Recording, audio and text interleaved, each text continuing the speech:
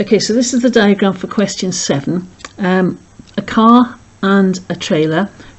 Resistance forces are 400 and 200 on the car and the trailer respectively. The car is producing a driving force of 1200 newtons, and the question says to find the acceleration of the car and the trailer. So if we look at the whole system, then if we look at the resultant force, we've got 1200 minus 400 minus 200. I've got a plus t and a minus t, so I'm not going to bother writing those down. And this is equal to the total mass of the system. 800 plus 200 is 1000, multiplied by the acceleration. So if we work this out, this gives us 600. 600 divided by 1000 gives us A as 0.6 meters per second squared.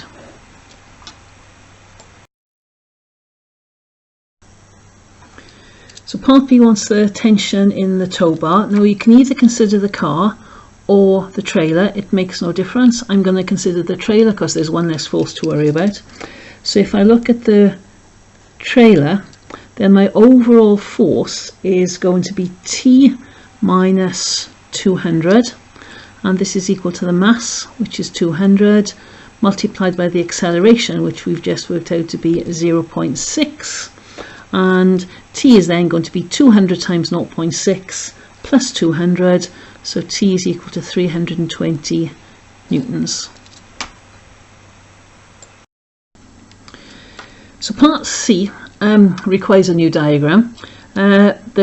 The driving force has been removed and been replaced with a braking force that's in the opposite direction, and because the car is braking, the tow bar is no longer in tension, it's now under thrust. So notice that the forces have changed direction, and the size of these forces are 100 newtons. So the first thing I'm going to do is consider the trailer, because I want to find the acceleration, and the trailer's got no unknown forces acting on it. So using F equals ma on the trailer, the total forces acting on the trailer are minus 200 minus 100, if I'm taken to the right as positive, so these are to the left, they're negative, and this is equal to the mass, which is 200, multiplied by the acceleration. So minus 300 equals 200a, which means that a is going to be minus 1.5 meters per second squared.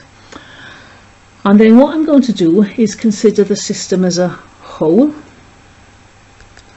And if you look at all the forces that are acting, I've got minus F, minus 400, I've got a minus 100 and a plus 100, so I'm going to leave those out because they're going to cancel. I've got a minus 200 as well, and this is equal to the total mass, which is 1000, multiplied by the acceleration, which we've just worked out to be minus 1.5. So minus F minus 600 is equal to minus 1500. F is therefore equal to 900 newtons.